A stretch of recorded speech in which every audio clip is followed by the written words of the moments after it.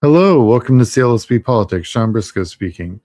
The ICE issue is blowing up all through primaries, and as you know, I try to cover everything that's campaign related to a lot of these candidates. And we're entering primary season. I mean, it's 5 weeks away, really, less than that technically. So I thought we could delve into it a little bit. I'm going to talk about some polling that I've talked about before, and with a little bit of new polling on the back end, just so we understand what's been going on as far as the public opinion of registered voters over the last 30 to 45 days. So, um, so the question is, what impact has the ICE, enforcement and all of the operations in Minnesota and what's happening all over the country? What kind of impact is that having on campaigns? So, the Trump administration immigration approval is falling. Needless to say, it's just back in January, uh, only 39 approved, while 53% disapproved. That's that 30% that is never going to think anything is wrong with their great leader. So I blow those guys off. I'm looking to get that 53 into the 60 percentile, and then it doesn't even matter what those guys think. And that's going to be all about the independent vote. So we can talk about that here in a minute. But so as far as like support for abolishing ICE, I mean, just tearing it down, cleaning house, whatever you want to call it. Um, recent polling reported that, the complete abolishment of ICE is at 48%. Guys, that's huge. Um, you know, and even Republicans, which is like, hardcore, almost 1 in 5 Republicans favor, you know, abolishing ICE. 1 in 5 Republicans. So that's kind of crazy. That's not something I was expecting to see, but here we are. Specific ICE views on public reaction. Okay, so CBS News polling highlights that more Americans describe ICE enforcement as too tough. And during all these raids and crackdowns, uh, they were not justified as far as like the YouGov poll is concerned. That's what they found. And Axios found that the ICE is unfavorable and support protests are calling for major reform, and everyone's siding with the protesters. So this is telling us that, the tide has definitely turned. And as far as the historical context goes for immigration polling, um, you know, the workplace raids, when all that was going on, had a 54% disapproval. You know, the the the Trump's polling, so of course is in 2025, was already underwater as far as immigration goes. So they didn't start from a very strong position to begin with. And we had a Pew poll that showed 53% of Americans saying the administration is doing too much. Okay, so I guess my point is that that the place that they started from was weak, and it's only getting weaker. So it's one thing when you start from a foundation of strength and you can kind of take these hits. This is not what they're dealing with right now. Right now, they're dealing with the problem of, the independents are leaving. The Democrats are left. They left years ago. And now 1 in 5 Republicans are leaving. So it's going to get pretty bad. And when you kind of look at the big picture, uh, it's at best it's shifted to skepticism. At worst, it's shifted to complete abolishment. If you're a pro-ICE person, I am not.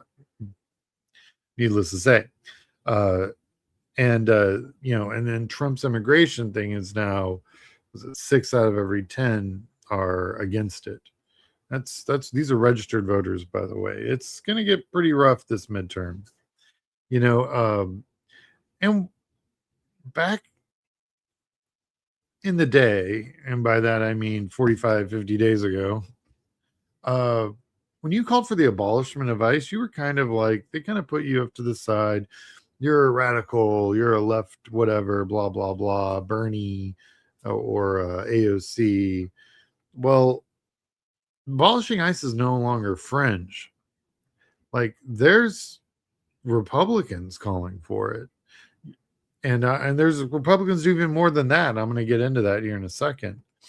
Reuters, has the approval at about 39% among U.S. adults, 53 disapprove. This is the lowest level so far in his second term. And this is, so Trump's approval is just burp, burp, burp, burp, burp. And I haven't seen it under 40 in a minute. And if that drops another 4 points, if it gets to 35, you could just see it bottoming out. Right? There's a threshold where the other Republicans will hold, but you're already seeing that weaken considerably. And if he gets down around 35%, no amount of gerrymandering can save you from that. So as a midterm congressman or senator, you got to start looking around and going, there will be no coattails. MAGA will not save me, and I have to save myself. And once they do that, they lose MAGA. So they definitely lose their election. Now, yeah. So there's one poll at a 63% disapproval rate. So now we are over the 6 out of 10, heading into 7 out of 10. You don't win elections with that kind of math. It just doesn't work. Now, this one's, I broke down the parties, right? Because figuring, this is where we got to actually look. So if you're a primary and you're running, 3 out of 4 Democrats, slightly more than that, are abolish ICE, flat out. And then I think the other quarter is probably cleaning out heavy reform, things of that nature. So your spectrum is completely destroy it, the vast majority. And then there's this fringe of 25% that are like, maybe there's something we can save. But even that's soft. Basically, the entire apparatus of ICE has been used, as far as Democrats are concerned, way too forcefully, and they've gone too far. In fact, 90% have said they've gone too far. So, in a primary position as a Democrat, if you're in a contested primary, it's a no-brainer. Just go against ICE, and you're probably going to win your primary. In fact, they're going to how many destroy creative and most satisfying to the primary, and that's where all these candidates are going to go, because everyone's going to go try and get to the left of each other in this issue. Independents, and I'll be honest, in the general election, this is where you win and lose these contested seats. This is where you can win and lose Texas. I think that there's a lot of other states, Nebraska, for example, that could leave the GOP because of this group. I think that Maine is definitely in play because of this group. Georgia, of course, Virginia, North Carolina. Hell, I even think South Carolina might be in play because of the independent vote. Now, so the independent vote is leaning towards abolition / reform. That same YouGov data showed that 47% of independents support abolishing ICE, 35% oppose it. That means that the opposition is soft. So they're going to go to other issues, right? They're going to go to economic issues, which also probably aren't going to help the GOP very much. So they're going to hold on to with the ICE issue. They're probably going to lose with the economic issue anyway. There was a notable poll that put independents felt ICE tactics were far too strong. And that was 7 out of 10. You're losing the independent vote. So a lot of these contested, these what we call swing states and swing districts, well, I think those districts have now swung. And now there's a whole nother metric of swing districts. I've been saying that there's 18 that are going to go Democrats. That's done, and I'm going to outline all those on my channel and here in future shows. But there could be like another 20, 25. If you've got 15%, 20% of the independent vote just sliding over, a lot of these districts is all it really takes. And then it's not even just the independent vote. I'm going to stick with independent, Republican, Democrat, because then there's this whole universe of voter that's the, pissed off, I'm just voting because of this issue voter, the motivated voter out of nowhere, the one that's not on anyone's mail list or anyone's list of any kind, simply because they don't vote in primaries and they don't vote in off presidential cycles. So when we target these guys, they're not on the radar because they're not supposed to be. They have historically not, but they voted like in all the last 4 presidential elections, but never in a primary or in a off presidential cycle. They're not going to be on lists. They're not going to be targeted. Those are the guys that are going to show up because they're motivated and they're like, wow, this sucks. And so they're going to show up. Okay. So the vast majority, and I'm not even going to say vast majority, it's gone up 10 points, right, with the Republicans. It used to be 1 in 10 wanted to abolish ICE. These are Republicans I'm talking about right now. Now it's just basically 1 in 20. It's within the margin of error to 1 in 20. Sorry, 1 in 5 Republicans want to abolish ICE.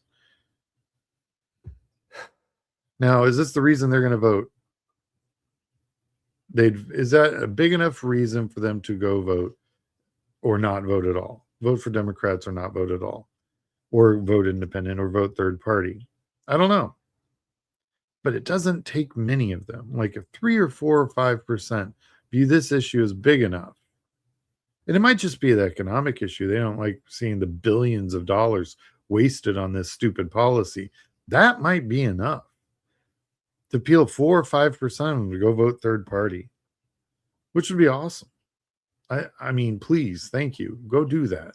I agree. Your party's garbage, but you guys have been voting for the same garbage for decades. And now the garbage is finally, floated to the surface and they're like, oh, so go vote third party, Republicans. 4 or 5% of you would be great. That'd be very helpful. Appreciate it. Yeah. But, and of course, they still favor strong immigration enforcement. They just, I think, viewed it as, not the way. Like, well, the problem is Trump promised the Republicans millions of deportations. But the problem is there aren't millions of illegals that have committed crimes. Because he also said only the terrible ones, only the ones that have committed serious crimes and da-da-da-da-da. Dude, they're pulling people that are roofers off of roofs. None of these guys done anything. So that's becoming a problem. They promised this metric that is impossible. And now their deliverable has to try and meet that metric, which is an impossible metric to meet. So the only way they can do that is if they're getting 3,300 arrests in this city, 3,400 arrests in this city. That's per week, So yeah, it's just not a thing. So real quick, Democrats and Republicans are effectively bipolar on this issue. Neither of them are, as far as the abolition of ICE goes, neither parties are at all on the same page. ICE enforcement is, Democrats are, of course, are very critical. Independents are becoming more critical, and generally supportive is what we're getting from the GOP, even though we're looking at 1 in 5 saying they need to be abolished. So even that's not really what it was. Um, so how's this really affecting the candidates' decision in GOP primaries? Well, all of you probably have heard we got a gubernatorial candidate who ejected over the last 48 hours out of his governor's race uh, because of the ICE surge in Minnesota. Running for governor in Minnesota as a Republican, pretty hard anyway. That guy's like, you know what? I got better things to do with my life, and got out. I mean, it's one thing when you're, there to support the party so that there's not a blank spot on the ballot. There's another when you're just like, oh, we need a lamb to go to slaughter. There's different, So exiting, you know, and it was a prominent candidate. It was raising money. This guy would, and probably the nominee, and which was probably even more reason for him to get the hell out. Um, you know, Beyond just that, you've got advocacy groups that are supporting primary challenges to incumbents who failed to oppose them, ICE when there was funding. This is happening on the Democratic side, Republican side, and it's changing Democratic dynamics. All of a sudden, you're seeing candidates that probably would not have received the resources that they would have now suddenly receiving resources. We're seeing this in Chicago. We're seeing this in Minnesota, of course, the Twin Cities for sure. You're seeing this in all sorts of cities across the country, New York, everywhere. And so what we're going to see is, and it's kind of what happened. This is a little different, and it's probably going to be even more different as we get closer to the election. But 2010, the Republicans did this. They call it the Tea Party movement, and it kind of cleaned out their, and dropped the average age of a Republican in the House by 15 years or something. It was crazy. So I think now that's what we're seeing on the Democratic side. We're going to see a lot of young Gen X, millennial candidates getting in office, replacing silent generation, boomer generation candidates. And it's about right time. I mean, this was going to happen anyway. I think that there are certain things that are just accelerating this, and this is definitely one of them, because it's really hard to get in office without resources, and a lot of these younger candidates generally don't have access to those kind of resources. So now they're finally beginning to, have enough money to put a articulated field program together and to start doing some real, streaming advertising and things of that nature. And one thing they do know how to do is social media. So they can make a dollar go very, very far. So we're going to see a lot of this moving forward. And we're just at the beginning. So, yeah. So GOP candidates withdraw, linked to ICE backlash. You got ICE enforcement as a central political issue, and public anger and voter mobilization is happening. So Minneapolis is, the whole Minnesota state is now on no Republican operatives list of places that they want to spend any money, because that boat has sailed. You're not allowed to shoot nurses in the street and then win elections. So that's done. So they've moved on. Texas primary is kind of interesting. We saw the ICE issue prominently displayed in the Senate debate that we saw that was on Saturday. You can go to my live streams. I've got one where basically you can listen to it with me.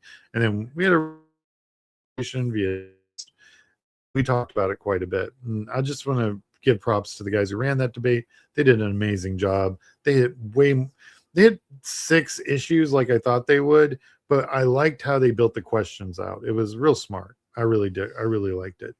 Well, one of the prominent issues that they hit was the ICE issue.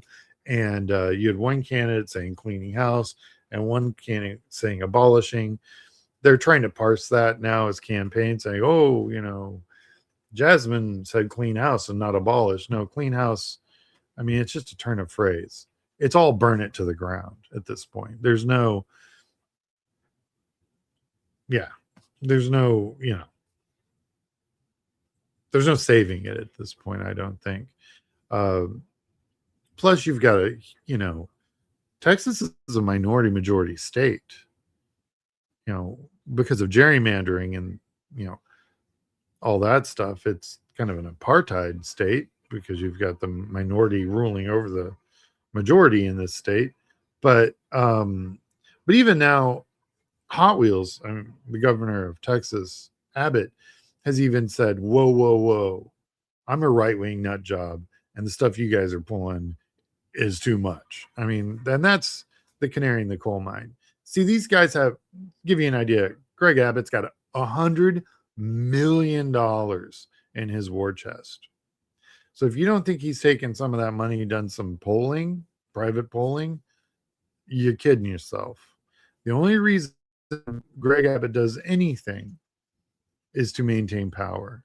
So if Greg Abbott's out there pushing in, hey, we need to slow your roll. This is, too far on immigration. They did polling. They're seeing something. And yeah, you'll never see this poll, by the way. But they saw something that went, dude, you got to come out today and say something, get ahead of this. So that way in November, when you got Gina Hinojosa as your opponent, who's a Hispanic female in the general, talking about they're coming for your families, because facts, they are. You got to be out ahead of that and say, oh, remember back in January, I said this, that's what they're doing right now. They're building for November. And Greg Abbott saw something. I guarantee he saw something. No, that guy does not do anything by accident. So what we've seen so far is, in Minnesota, Canada's leaving the state. In Texas, we've seen it put up in the ICE as an immigration issue up front, and you've got the Republicans doing message changing. This is a huge issue, and it's definitely going to blow up in the Republicans' face, and it already has. So it's very hard to predict primaries because depending on the ebb and flow mixed with how the different districts are cut, plus just the winds blowing candidates. You got a candidate articulate an idea decently. All that stuff factors in. And every once in a while, you get an issue that kind of just blows up and changes the math considerably. And I think this will be one of them. I think the next one will be the economic issue that's going to happen throughout this next year. So we're going to have immigration, economics, and there'll probably be a third one. Curious to see what that one's going to be. But yeah, I think that's what we're looking at moving forward. And I'm doing a whole show on the March primaries, so look forward to that. Thanks for watching. Like and subscribe. If you're running for office and you need some general consulting, or you need some help building a field program or doing data, you can email me at Sean@CLSB Politics. I'm on YouTube, Blue Sky, Instagram, TikTok, and Substack. If you wish to support the work I do on this channel, you can go to my YouTube. There's a PayPal link. There's a QR code right there. And you can go in and, zap it or click on it and donate. If you wish to become a member of my Substack, that's awesome too. Basically a cup of coffee a month. You'll see all of my stuff in your email box, nice and clean. And I'm also doing all of my interviews there first, and then we'll be posting those later on YouTube for different candidates and stuff. So, all right, I will talk to you guys later. Stay safe out there. Stay warm. Man, I'll see you guys tomorrow.